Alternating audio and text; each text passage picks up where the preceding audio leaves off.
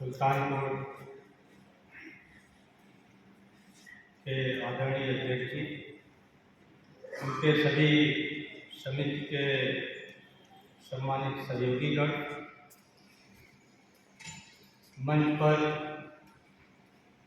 विराजमान सभी विशिष्ट अतिथिगण, यहाँ उपस्थित सभी प्रतिभाशाली छात्र जिनको आज मंच से सम्मानित किया जाएगा, उनके सभी अभिभावक, माता पिता, यहाँ उपस्थित हमारे सम्मानित बुजुर्ग, नौजवान साथियों, बच्चों, भाई राम सूरत मौर्य जी कई बार इस कार्यक्रम में मुझे निमंत्रित किए। कुछ ऐसी व्यस्तता रही कि मैं आप लोगों के बीच न आ सका, लेकिन इस कार्यक्रम में इन्होंने मुझसे कहा, मेरे पास समय था, कोई अन्य जगह की व्यस्तता नहीं थी, मैंने स्वीकृति दी और आप लोगों के बीच हूँ। मुझे बहुत अच्छा लग रहा है और इसलिए भी अच्छा लग रहा है कि मैं 1983 बैच का PCS ऑफिसर हूँ। 84 में मैंने बनारस में ज्वाइन किया, 2 साल ट्रेनिंग किया बनारस में, और उस 2 साल की ट्रेनिंग के बाद, प्रशिक्षण के बाद मेरी जो कर्मभूमि बनी, पहली पोस्टिंग बनी, वो SDM कादीपुर के रूप में सुल्तानपुर। बहुत कुछ यादें यहाँ से जुड़ी हुई है। अब तो एक लंबी पीढ़ी गुजर गई, लगभग 36-37 साल हो गए, और इस 37 साल में आप लोग तो अगर 18 साल के होंगे तो 2 पीढ़ी हो गई, 18 गुना 36, 2 पीढ़ी आ गई। देखिए, ये सृष्टि है, ये चलता रहेगा, लेकिन ये अच्छे ढंग से चले, सुंदर ढंग से चले। आज यही तमन्ना, यही आकांक्षा, यही इच्छा जो मौर्य समाज सुल्तानपुर है, उसके पदाधिकारी हैं, उनके मन मस्तिष्क में है कि हमारे आने वाली पीढ़ियाँ, हमारा वर्तमान पीढ़ी बेहतर से बेहतर बने। आज हमारे यहाँ पर सभी प्रतिभाशाली छात्र और छात्राएं उपस्थित हैं। हाई स्कूल से लेकर के ग्रेजुएशन और पोस्ट ग्रेजुएशन तक के बच्चे हैं। आप सभी लोगों को तो बहुत बहुत बधाई है, मुबारकबाद है, साधुवाद है कि आपको सम्मानित किए जा रहे हैं। लेकिन आपके इस सम्मान के पीछे आपके माता पिता का भी बहुत बड़ा योगदान है, और मैं उन माता पिता को विशेष रूप से उनका अभिनंदन करता हूँ, उनका वंदन करता हूँ, जिन लोगों ने आपका मार्गदर्शन देकर, आपके पीछे धन खर्चा करके, आपको एक साफ सुथरा घर में माहौल प्रदान करके, आपको समय प्रदान करके, आपका पूर्ण ध्यान रख करके आपको आगे बढ़ाने का काम किया है। ये माता पिता बहुत बहुत धन्यवाद के पात्र हैं। आप लोग आज सम्मानित हो रहे हो, ये भी सौभाग्य की बात है। एक हम लोगों का समय था, शायद ये अशोक कुमार सिंह जी तो सिर्फ ये बताए कि कैसे हम पढ़ाई किए और पढ़ते चले गए, पता नहीं था कि कहाँ जाना है, किधर जाना है। ये एक बात है, और ये दूसरी बात है जो मैं कहने जा रहा हूँ कि हम लोगों के समय तो high school, inter, BA, MA हम लोग कर लिए, PCS अफसर भी हो गए, और शायद पूरे प्रदेश में हमारा एक भी स्वागत सम्मान नहीं हुआ, स्वागत समारोह नहीं। ये वो भी समय उस समय समाज की ये जागरूकता थी, और आज समाज की कितनी जागरूकता है कि आपको हम सब लोग सम्मानित कर रहे हैं। तो आप लोग बड़े सौभाग्यशाली हैं। हम तो उत्तर प्रदेश के दूसरे डिप्टी कलेक्टर थे, यानी पहले रामदूत मौर्य हैं और दूसरे हम हैं, और न उनका सम्मान हुआ न मेरा सम्मान हुआ। और आप तो, और हाई स्कूल में मैं उस समय आर्ट्स का विद्यार्थी था, मैं 73% नंबर पाया था आर्ट्स में उस समय। जबकि उस समय आर्ट्स में सभी हमारे बुजुर्ग लोग जानते हैं, यहाँ तमाम हमारे प्रधानाध्यापक लोग हैं कि 60% नंबर हर इंटर कॉलेज में 2-4 लड़कों का आता था, और बहुत फख्र की, गौरव की बात। और मुझे आर्ट्स में ही इंटरमीडिएट में 74% नंबर मिले। इलाहाबाद यूनिवर्सिटी से मैं 65% पाया, BA में, MA में 61% पाया, और PCS अफसर हो गए। इसके बावजूद हम लोगों का स्वागत करेंगे, क्योंकि उस समय स्वागत की कोई परंपरा नहीं थी, समाज की जागरूकता थी। आप लोग बहुत सौभाग्यशाली हैं, लेकिन हम लोगों का स्वागत नहीं हुआ। लेकिन हम लोग ये कह सकते हैं कि जितना समाज के लिए हम लोगों ने कर दिया, शायद बहुत लोगों के लिए ये संभव नहीं हो पाएगा, और न हो भी पाएगा। जहाँ जहाँ रहे हैं ये सब जानते हैं, यहाँ भी हम लोग अधिकारी कम, एक समाज सेवक के रूप में ज़्यादा काम किए, ज़्यादातर पश्चिम में रहे। अभी हम लोगों ने मुरादाबाद में एक लगभग 2000 वर्ग मीटर में और 2500 वर्ग मीटर में एक इलाहाबाद में 2 हॉस्टल समाज के लिए बनाया गया है कि यहाँ बच्चे रहें, पढ़ें, प्रतियोगिता की तैयारी करें। और इन 2 हॉस्टल बनाने में ही लगभग कम से कम 10 करोड़ रुपए इन्वेस्ट हुआ। तमाम अधिकारियों ने पैसे दिए। तो हम लोगों को तो समाज सम्मानित नहीं किया, लेकिन समाज का डर था। समाज का डर था, इसलिए समाज के साथ इतना किया। और आप लोग तो सम्मानित हो रहे हो, आपका कितना बड़ा दायित्व होगा, ये एक बोझ भी डाल रहा है समाज आपके ऊपर, एक बोझ भी डाल रहा है भविष्य के लिए कि आप अपने इस समाज की भी जिम्मेदारी समझिए।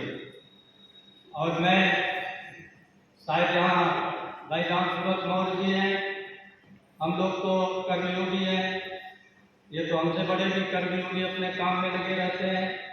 कौन प्रशंसा करेगा, कौन क्या प्रतिफल मिलेगा, कोई मतलब नहीं। 26 साल से सम्मानित कर रहे हैं। मेरे ख्याल से 2-4 हजार बच्चे तो सम्मानित हो ही चुके होंगे इस मंच। लेकिन उन 2-4 हजार बच्चों में तमाम इंजीनियर भी होंगे, डॉक्टर भी होंगे, कुछ नहीं होंगे तो शिक्षा का सिर्फ यही अर्थ नहीं हुआ कि बड़े अधिकारी बन जाइए। शिक्षा प्राप्त करके कोई क्लर्क होगा, कोई फार्मासिस्ट होगा, कोई नर्स होगा, कोई प्राइमरी में टीचर होगा, तमाम पदों पर होंगे। कितने लोग समाज को पीछे मुड़कर देखे हैं, ये एक सोचने का।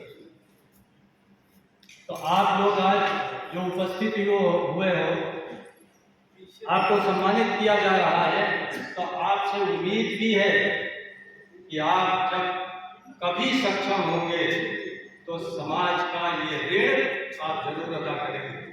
समाज के निर्माण का आप जरूर ध्यान रखेंगे।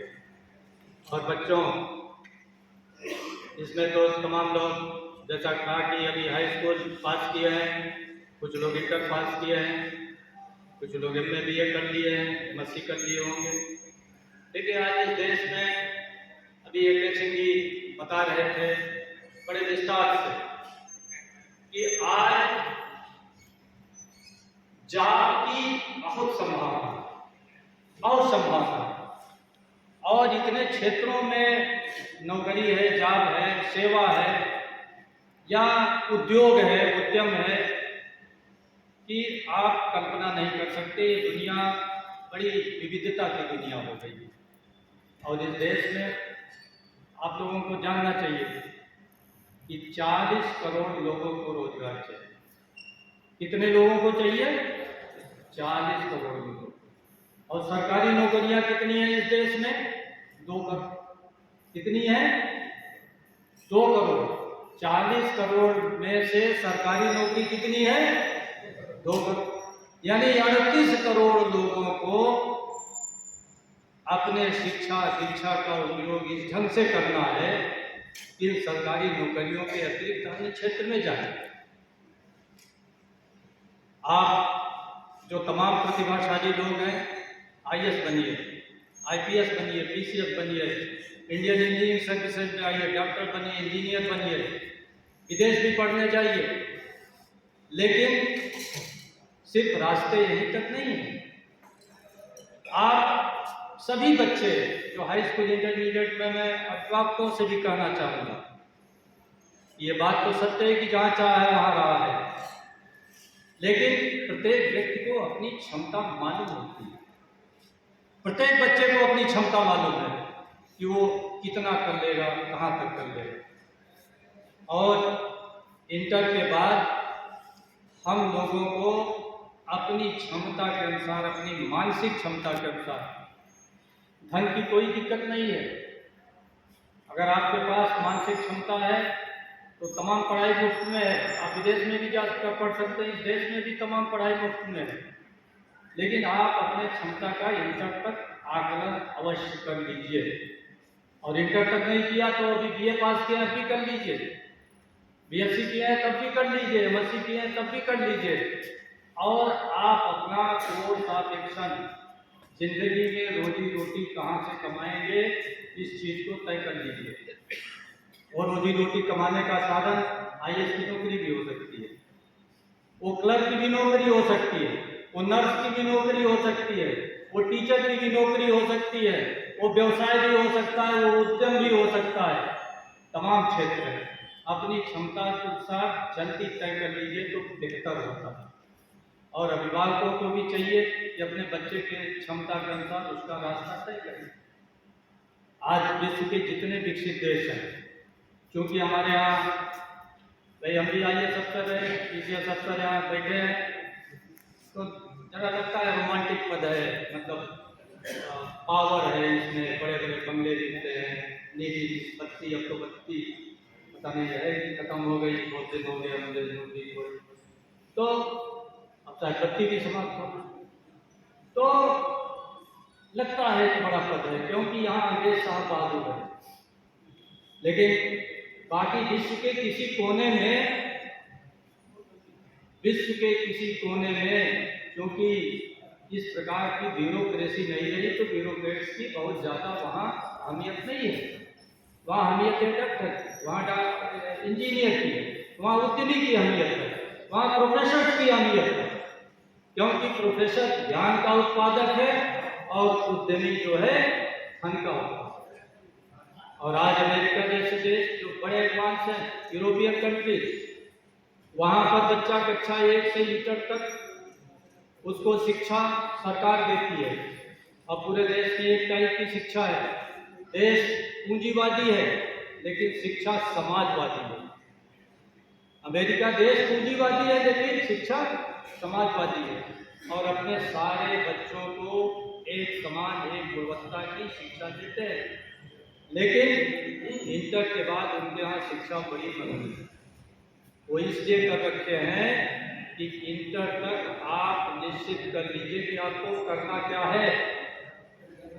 अगर आपको बकरी पालन ही करना है भैया, तो बकरी पालन की पूरी ट्रेनिंग ले लीजिए। चाहे वो आप BSc MSc करने चले जा रहे हैं, उससे क्या मतलब है। आपको अगर डेयरी उद्योग करना है तो उसकी ट्रेनिंग ले लीजिए। आपको इंजीनियर बनना है तो आप अपना आकलन कर लीजिए, उसी ढंग से तैयारी करिए। और इंटर के बाद बड़ी कठिन परीक्षा के बाद इन देशों में प्रवेश होता है। लेकिन हमारे यहाँ इतने विद्यालय खुल गए हैं, इतने BA में BSc MSc करते बच्चे चले जा रहे हैं। उनकी ट्रेन दिल्ली से चली और बंगाल की खाड़ी तक बिना रुके चली जा रही है, और अंत में बंगाल की खाड़ी में डूब गई। 35-40 साल से हो गए, नौकरी नहीं मिली। फिर मोदी जी राय देते हैं कि चाय चाय का पकौड़ी। तो ये देश का दुर्भाग्य, ये देश का दुर्भाग्य है कि हमारी शिक्षा प्रणाली इस ढंग से विकसित हुई कि हम बच्चों को इंटर तक उनकी क्षमता के बारे में, देखिए मैं आपको हतोत्साहित नहीं कर रहा हूँ, मैं सिर्फ इतना बता रहा हूँ कि अगर आपके अंदर IAS बनने की क्षमता है तो आपको महसूस होगा और उस क्षमता के अनुसार निश्चित आप IAS बनिए। IPS बनने की क्षमता है जरूर बनिए, डॉक्टर बनने की क्षमता है जरूर बनिए, इंजीनियर बनने की क्षमता है जरूर बनिए, लेकिन व्यर्थ समय मत खोइए। अगर क्षमता नहीं है तो भाई नर्स का कर लीजिए, तमाम डिप्लोमा है उसमें जाइए, एक्सरे टेक्नीशियन बन जाइए, तमाम आज अनंत जॉब है।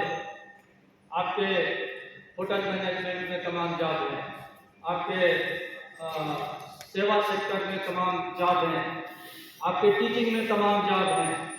तो हम लोगों को अपना आकलन करके अपना करियर चुनना चाहिए, लेकिन ये भी सही है कि जो करियर चुन लीजिए उस पर लगन से लगे रहिए, और अगर आप लगन से लगे रहेंगे तो कोई भी मंजिल ऐसी नहीं है जिसकी प्राप्ति आप नहीं कर सकते।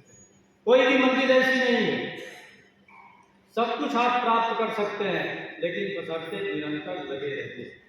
और निरंतर लगे रहने के लिए हम बच्चों से कहना चाहते हैं, उनके अभिभावकों से भी करना चाहते हैं, आप लोगों ने तो ध्यान रखा तो आपके बच्चे यहाँ तक, लेकिन आगे और ध्यान रखिए, इनके पढ़ाई लिखाई के लिए घर में माहौल बनाइए, अच्छा माहौल बनाइए।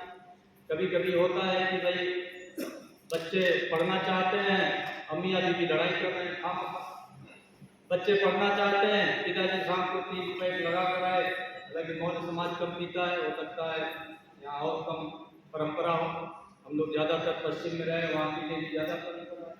बच्चे पढ़ना चाहते हैं, शाम को पिताजी जबरी लगा लिए, बकवास कर रहे हैं, तो उनको एक अच्छा माहौल दीजिए। आपके पास 2 पैसे जो बच रहे हैं फालतू चीज़ों में, मुंडन में और कथा में, व्रत में, तीर्थ यात्रा में, फालतू चीज़ों में लगा करके अपने भविष्य पर लगाइए। आपका भविष्य है, यही आपकी उजाला है, यही प्रकाश है, इन्हीं से आपकी इज्जत बढ़ेगी।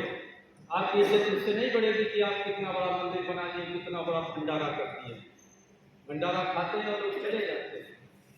अगर आपके घर में एक डॉक्टर हो जाएगा, एक इंजीनियर हो जाएगा, एक IAS हो जाएगा, या इधर क्लर्क भी हो जाएगा, तब भी आपकी इज्जत बढ़ जाएगी। लेकिन आप भंडारा करिए, यहाँ क्या कौन सा भंडारा होता है वो आस पास के लोग जो है वो चूल्हा नहीं चलेगा, सभा करना है, बहुत चलता था, शायद बंद हो गया। तो हम लोगों का रचनात्मक चीज़ अपनी पीढ़ी को बनाने में। और मित्रों, हम लोग आज यहाँ उपस्थित हुए हैं, बड़ा अच्छा लगा आप लोगों के बीच बात करते। आपके बीच मंच पर आपके ऐतिहासिक महापुरुष जो हैं वो भी आपके बीच साक्षी हैं।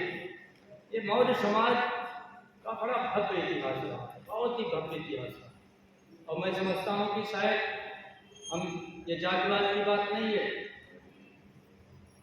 मौर्य समाज शायद एक ऐसा समाज है विश्व में जिसमें, अब ये संयोग कह लीजिए भाई, इसी समाज में क्यों महापुरुष सब फाट पड़ते हैं। इसमें बुद्ध जी भी आए, इसमें चंद्रगुप्त भी आए, इसमें अशोक भी आए, इसमें जोतिबा फुले भी आए, इसमें सावित्रीबाई फुले भी आए, और इसमें आधुनिक भारत के राजनीति के चाणक्य कहे जाने वाले बाबू जगदेव प्रसाद कुशवाहा भी आए, और इसमें शहीद चंद्रशेखर कुशवाहा जी भी आए। इस समाज ने स्वतंत्रता के बाद 2 बड़े राजनेताओं की शहादत की है, 2 बड़े राजनेता, और शायद ऐसा कोई समाज नहीं है पिछड़ों में जिसने इतने बड़े राजनेताओं की शहादत की हो। फिर भी कुछ लोग कहते हैं कि भाई हम ही संघर्ष कर रहे हैं, हमें तो सब कुछ चाहिए।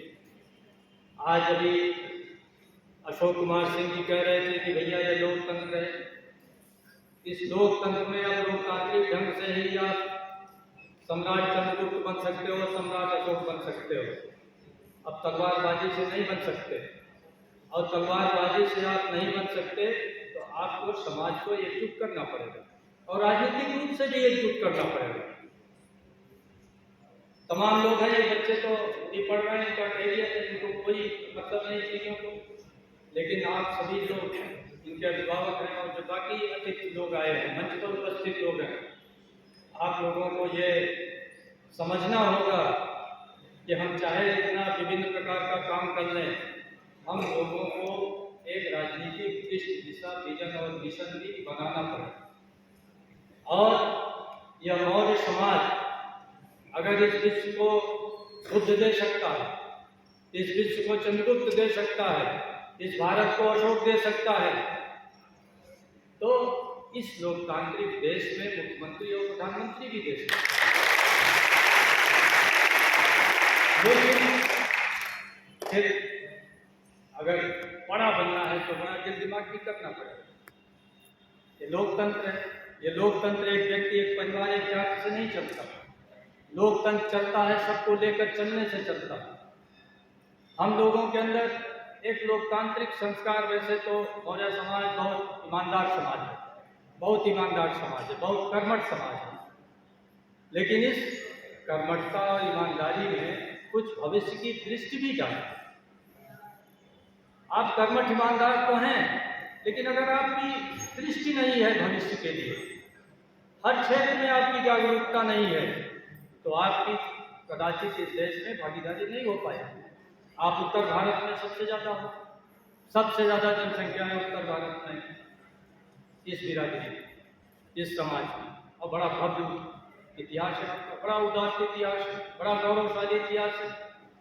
और हम लोग आज एक विचारधारा हम लोगों के बीच ऐसी है कि हम लोगों के अंदर बड़ी नकारात्मक सोच पैदा कर रही है।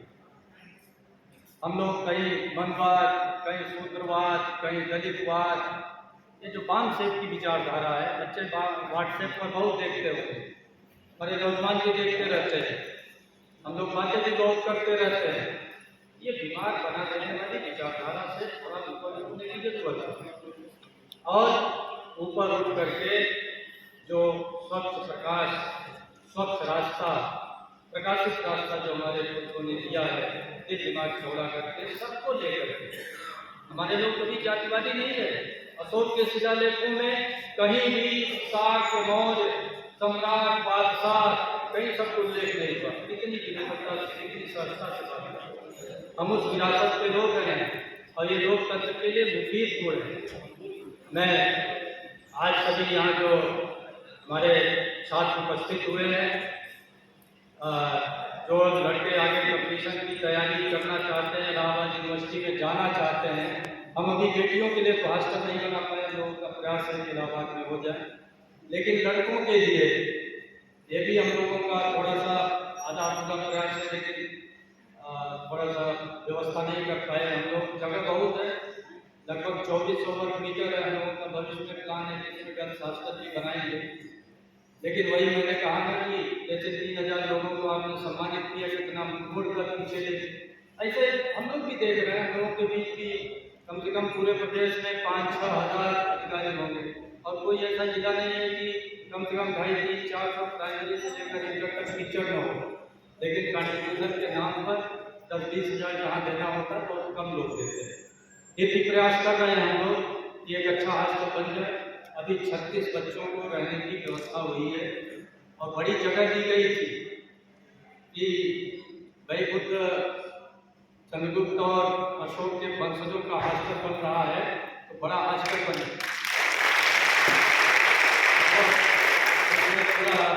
एक अच्छी लाइब्रेरी, रसोई घर का प्लान हो रहा है, बनेगा। अभी 36 बच्चों को रहने की व्यवस्था है। सुल्तानपुर से भी जो प्रतिभाशाली छात्र हों, जो इलाहाबाद यूनिवर्सिटी जाकर कंपटीशन की तैयारी करना चाहते हैं, उनका स्वागत है, वहाँ रह सकते हैं। और मैं पूरा जो प्रतिभाशाली छात्र आज सम्मानित किए जा रहे हैं, उनके प्रति मैं उनको बहुत बहुत बधाई देता हूँ और उनके उज्जवल भविष्य की कामना करता हूँ। इसी के साथ अपनी बात समाप्त करता हूँ। जय हिंद।